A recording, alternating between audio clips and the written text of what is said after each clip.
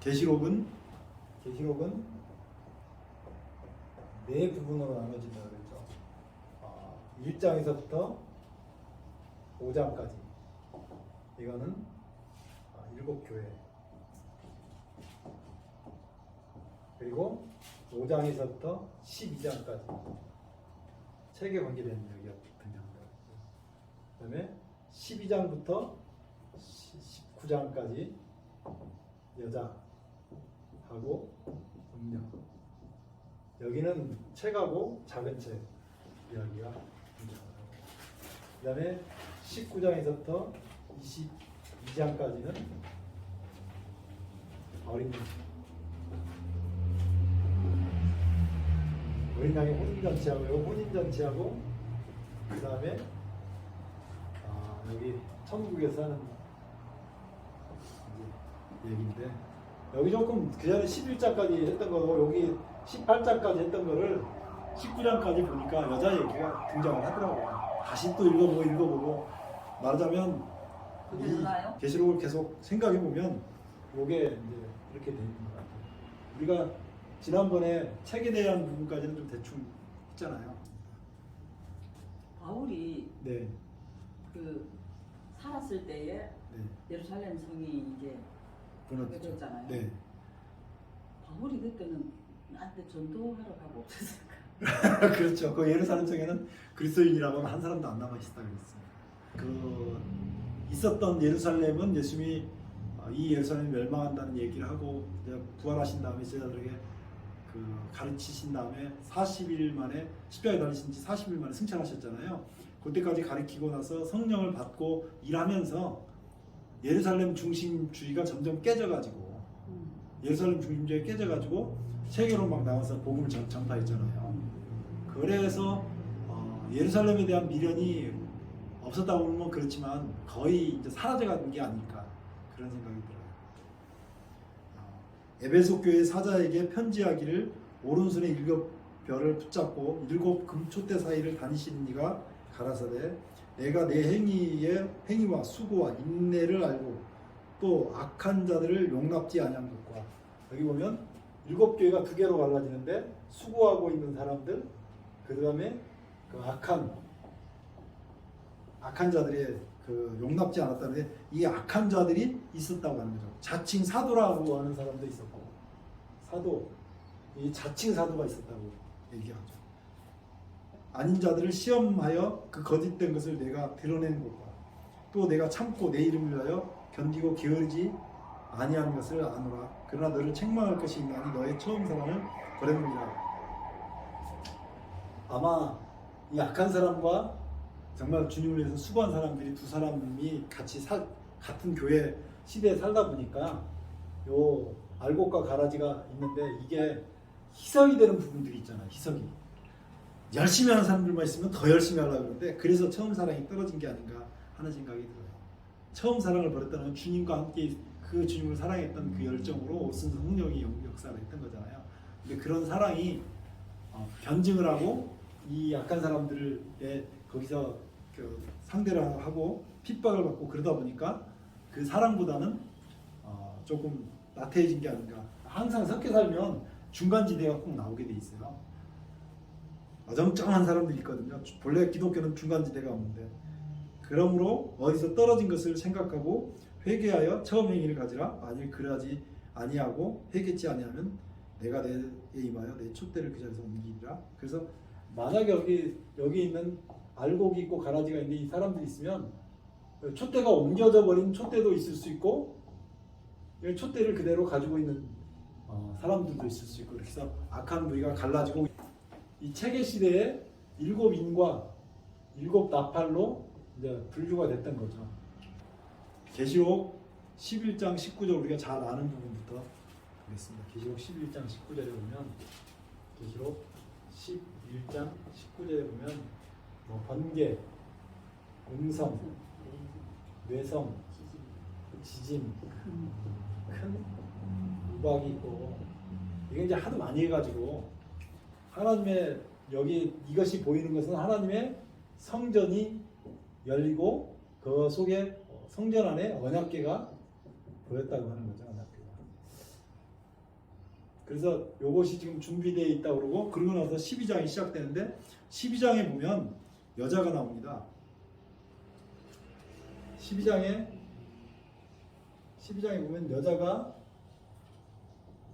아이를 해산하려고 나오는데 여기 보면 용이 이 아이를 삼키려고 합니다.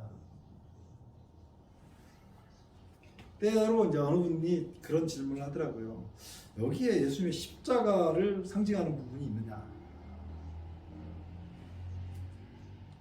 하늘에 12장 1절이요. 하늘에 큰 이적이 보이니 해를 입은 한 여자가 있는데 그 발 아래는 달이 있고 그 머리에는 12별의 멸관을 썼더라. 이 여자가 아이를 베어 해산하게 되매 아파서 애써 부르짖더라. 저는 이 부분이 아이를 해산한다고 이 부분이 십자가라고 제가 설명을 드렸었고요. 이 지금 아이를 베어가지고 아파서 애써 부르짖더라라고 나오잖아요. 그러면 여기 이제 이 아이가 여자를 아이가 낳았는데 이 아이가 예수님이냐 아니면 이 아무개냐 문 아무개냐 강 아무개냐 뭐 많아요. 이게 하도 많아가지고 이게 뭐 다 할 수 없어요. 엄청나게 많이 있는데 예수님이 정답인데 그 신천지에서는 여자가 아이를 낳았다고 하면 여자가 마리아냐 교회냐 이렇게 질문한다 그랬잖아요. 근데 계시록 12장에 있는 그 여자 얘기를 알려면 창세기에서 나온 얘기도 알아야지만 그 얘기는 넘어가고 유다서 4장 6절요. 여호와께서 말씀하시되 그날에는 내가 저는 자를 모으며 여기에 첫 번째 하나님께서 모으는 사람이 저는 자입니다. 저는 자를 모으며 그 다음에 쫓겨난 자와 쫓겨난 자와 환난 자를 모아 그 저는 자로 남은 백성이 되게 하고 참 재밌어요. 표현이 저는 자로 남은 백성이 되게 한다고요. 남은 백성이 되게 하고 그 다음에 뭐라고 나냐면 멀리 쫓겨났던 자로 거기에 환난을 받거나 절거나 그런 사람들을 쫓겨난 자로 강한 나라가 되게 하고 그래서 이 사람들이 결국은 강한 나라가 되는데 이게 이제 언제 있었던 사건이죠? 예루살렘이 멸망해가지고 끌려가서 바벨론으로 끌려간 다음에 돌아오는 그 사건을 얘기하는 거잖아요. 미가서 4장 7절 중간에 보면 나 여호와가 시온산에서 이제부터 영원까지 그들을 치리하리라. 이게 이 사람들이 치리받는 곳이 시온산입니다. 예루살렘 백성이 다시 돌아오거든요. 너 양떼의 망대요. 이 사람들을 뭐라고 이 시온산 이 사람들을 갖고 있는 여기를 양떼의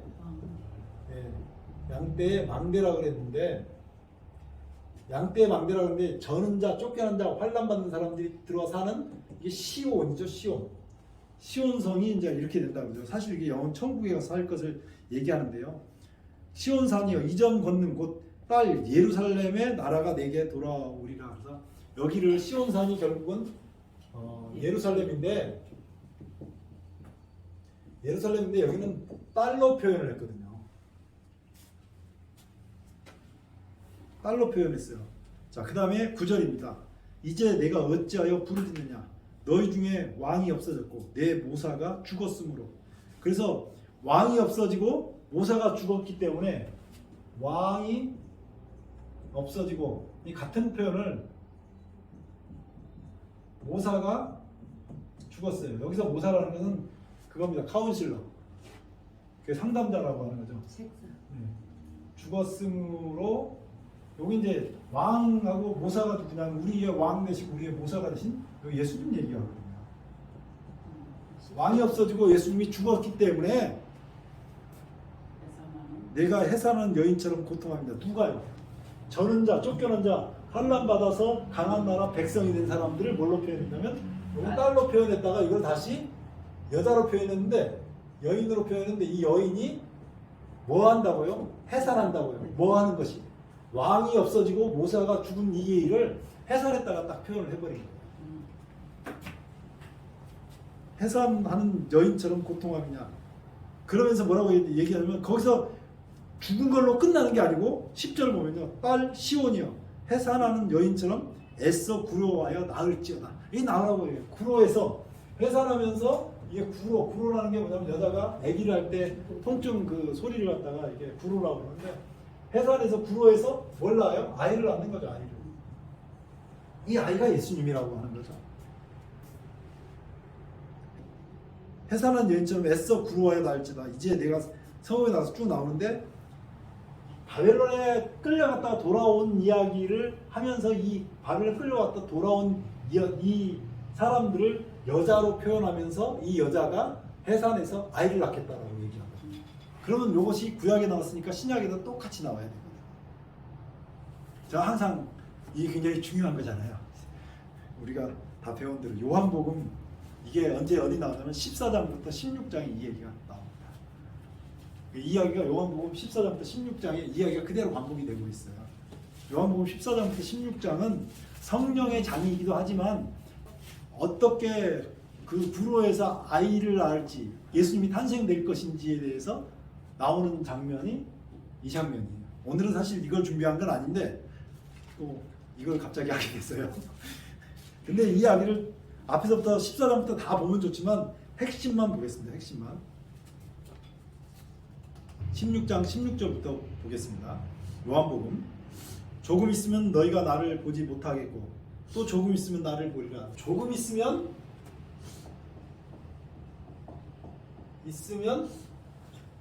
예수님을 못 본다고요. 그다음에 또 조금 있으면 예수님을 본다. 이렇게 지금 표현을 했거든요. 그러니까 제자들이 이해를 못했습니다.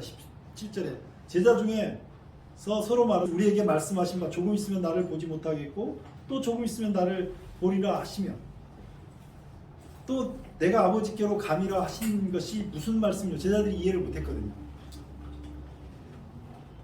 그러니까 19절에 예수께서 그 묻고자 함을 아시고 가랐을 때 내 말이 조금 있으면 나를 보지 못하겠고 또 조금 있으면 나를 보리라 함으로 서로 문의하느냐? 내가 진실로 너희에게 이르노니 너희는 곡하고. 이게 지금 무슨 말이냐면 너희는 이게 곡할 제자들이잖아요. 제자들에게 지금 말씀하시기를 너희가 뭘 한다고요? 곡한다고. 너희가 곡한다고요. 왜 곡을 합니까? 배가 아파. 네, 그 곡하고 곡하는 것은 누군가 죽어서 곡한다는 얘기예요. 애통하리니 세상이 기뻐하리라. 곡하고 애통하는데 세상은 기뻐. 네, 세상은 기뻐한대요. 애 낳을 때 곡하는데 애가 나오면 사람들이 기뻐하죠. 그 말도 맞아요. 자, 그 다음에 21절 보면 너희는 근심하겠으나 너희 근심이 도리어 기쁨이 되리라. 근심하고 이 곡하고 애통하고 여기다 근심한다고 얘기했는데 그 다음에 이제 그게 어떻게 되냐면 21절에 여자가 해산하게 되면 여기다가 느닷없이 여자가 해산한다고 얘기를 하거든요. 해산하게 되면 여자가 해산하는 이야기를 갑자기 한다. 이 제자들이 여잔데 너희가 애통하고 근심하고 곡하는데 그것이 여자가 해산하는 것이다 라고 지금 예수님께서 설명하시게 되거든요. 여자가 해산하게 되면 그 때가 이르렀으므로 근심하나 아이를 낳으면 세상에 사람 난 기쁨을 인하여 그 고통을 다시 기억지 아니하리라. 그러니까 예수님께서 태어나시면 그렇다고요. 해산하게 되면 제자들이 다시 이 근심하고 곡하는데 다시 예수님 보면서 세상은 예수님이 죽었을 때 기뻐하지만 제자들로 이루어진 이 교회 여자는 예수님을 다시 볼 때 해산하게 되면 기뻐한다고요. 이렇게 그 요한복음 16장에 이제 기록이 되어 있거든요. 이 이야기를 어디로 가서 다시 정립을 해야 되냐면 로마서 1장 가면 그 이야기가 그대로 있습니다. 로마서 1장 1절 예수 그리스도의 종 바울은 사도로 부르심을 받아 하나님의 복음을 위하여 택정함을 입었나니 이 복음은 하고 나오잖아요. 이 복음은 하나님이 선지자들로 말미암아 그 아들에 관하여 성경에 미리 약속하신 것이라. 그래서 복음은 예수님이죠. 복음은 하고 나왔는데 로마서 1장 1절부터 4절까지인가요? 맞아. 4절까지 맞아요. 4절까지에 나오는데 복음은 예수님이고요. 맞아. 네? 네, 예수님이고 요거는 미리 증거를 했다고 얘기합니다. 그의 아들에 관하여 선지자들로 말미암아 그 아들에 관하여 성경에 미리 약속하신 것이라서 이 성경에 미리 보이신 그 예수님을 그대로 보여주고 있다고 얘기하는데 여기 보면 이는 4절에 이 아들로 말하면 육신으로는 다윗의 혈통에서 나셨고 육신으로는 다윗의 혈통에서 나셨고 그래서 다윗의 혈통에서 나신 것은 마리아에게서 나신 거죠.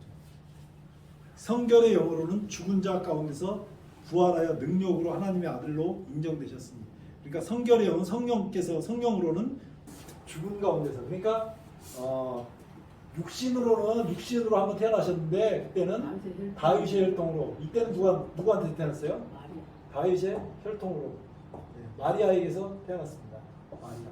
마리아의 몸을 빌어서 나셨고. 네.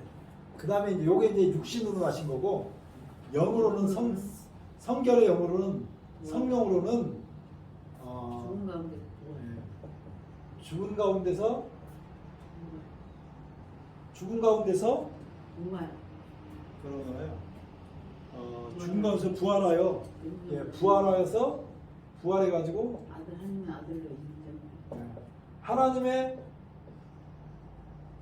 아들로 인정됐다 그래요. 그러면 탄생한 것이 아니니까 인정됐다고 나온다고 하잖아요. 이게 이제 하나님의 아들로 인정됐다. 이것이 계시록 1장 5절에 보면 정확하게 표현이 그렇게 되어 있습니다. 1장 5절에 보면 나는 충성된 증인. 또 충성된 증인으로 죽은 자들 가운데서 먼저 나시고 예수님이 이렇게 죽은 자들 가운데서 부활하신 것을 먼저 나셨다고.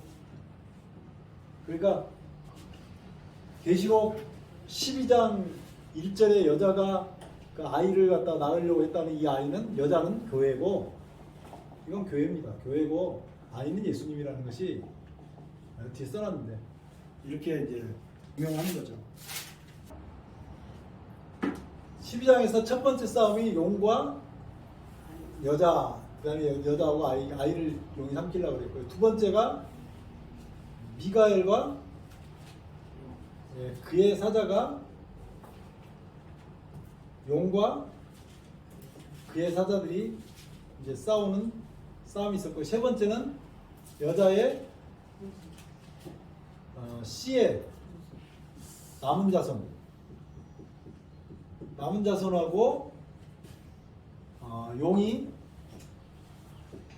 바다 모래 위에 서 있는 모래 위에 그 있는 이런 모습인데 이렇게 해서 여기 두 번째 여기 세 번째 이제 싸움이잖아요. 그런데 13장에 가면 여기 13장에 가면 계시록 13장에 가면 계시록 13장에 보면 짐승이 두 마리 나옵니다. 용이 권세를 줘가지고 첫 번째 짐승이 나오고 자, 두 번째 짐승이 나오는데 첫 번째 짐승은 뿔이 10개? 4개? 뿔이 4개? 뿔이 10개? 머리가 4개. 머리가 7개죠? 뿔이 10개고 머리가 7개죠? 맞죠? 그 다음에 두 번째는 양 같은 짐승이 나오는데 용 같은 성질을 부리고 뿔이 이게 2개가 있었어요. 뿔 2개가 있었거든요. 이렇게 이제 있는 짐승이 2마리가 나왔어요. 그리고 이제 14장을 잠깐 봐야 되는데 오늘은 요 문제까지만 하자고요. 14장에.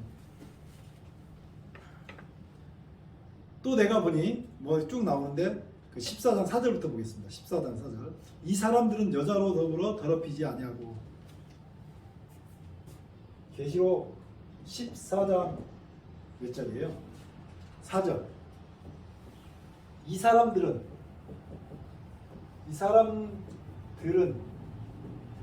여자로 더불어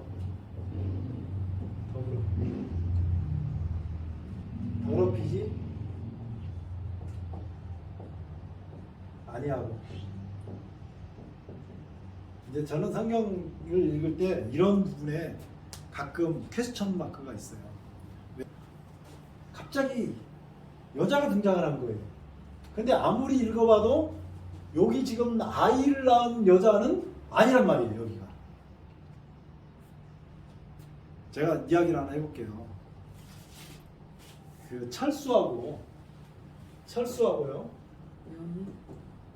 영수하고 둘이 서풍을 갔어요. 그냥 이야기 해드린 거예요. 이게 잘 보라고. 철수하고 영수하고 둘이 서풍을 갔는데 재밌게 놀았어요. 그리고 그 다음날 같이 학교를 등교를 했어요. 그래놓고 그렇지만 철수는 그녀를 좋아한 것은 아니었다. 그러면 네 뭐라고요? 뭔 소리야? 다시 잘 들어보세요. 그녀가 어디 있는데? 그러니까 그녀가 어디가 있는데 여기 지금 여기 여자 나오는데 갑자기 이 사람들은 여자로 더불어 더럽히지 아니하고 라고 성경이 나오잖아요. 이 여자가 어디가 있는데요? 요거 잘 봐보세요. 다시 여기서 설명할게요.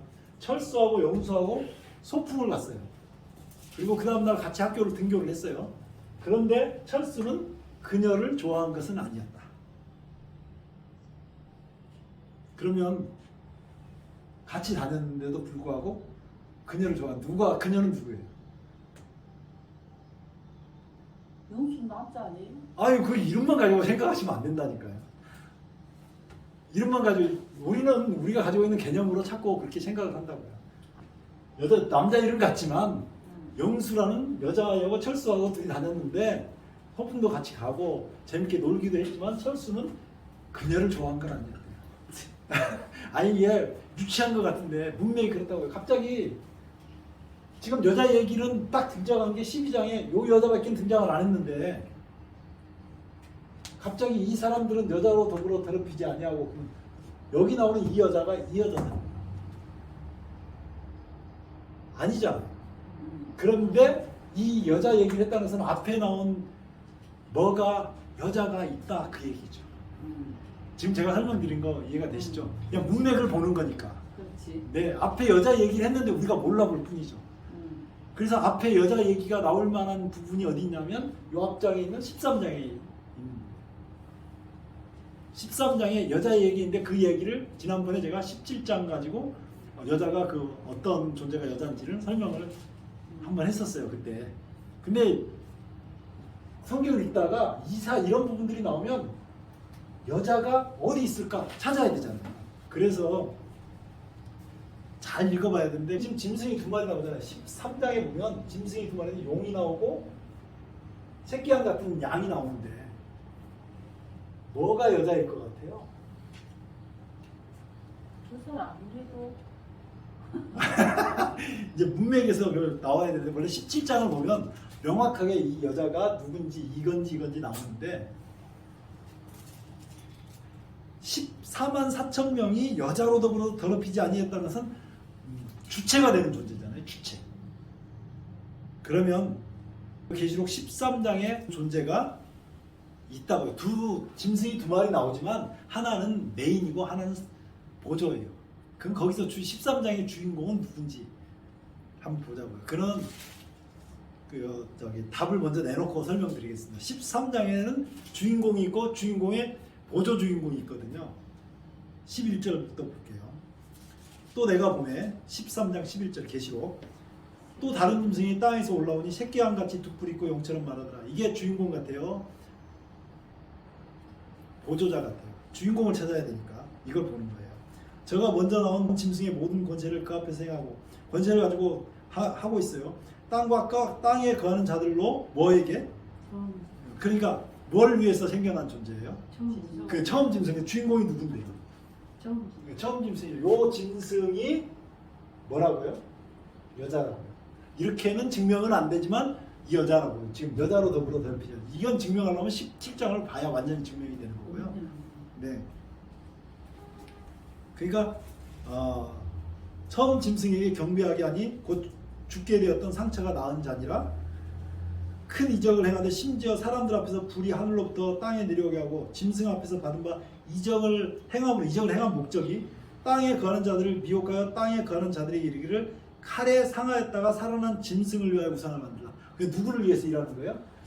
처음 짐승을 위해서 일하는 거예요. 주인공이 13장의 주인공은 새끼양 같은 양이 아니고 새끼양 같이 두 뿔이 있는 양 같은 그런 짐승이 아니고 첫 번째 있었던 요 짐승을 위해서 한다. 이 첫 번째 짐승만 우리가 밝혀내면 모든 것이 다 드러난다고 얘기하는 거예요. 그 첫 번째 짐승이 여자인 거죠.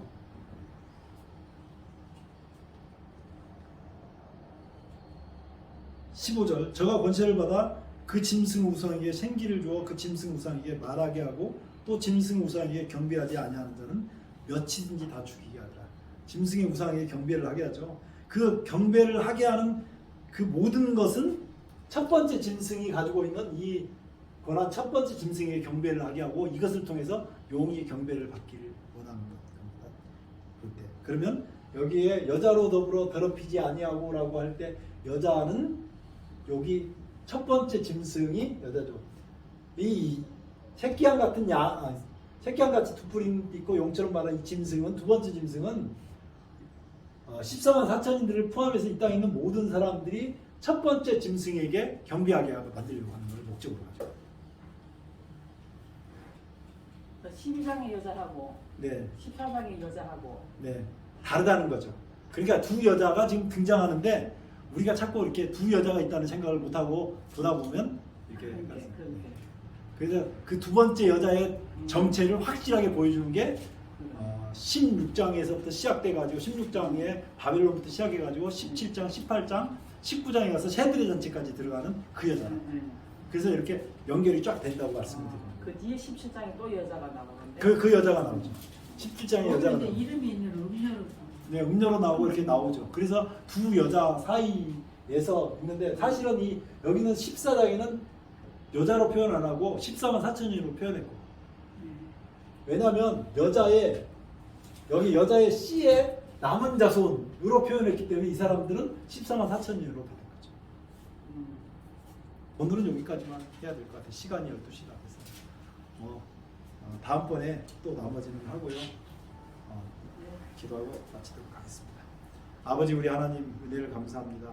날로 우리의 지식을 더하게 하셔서 주님과 더 가까이 갈 수 있도록 은혜 베풀어 주시옵소서.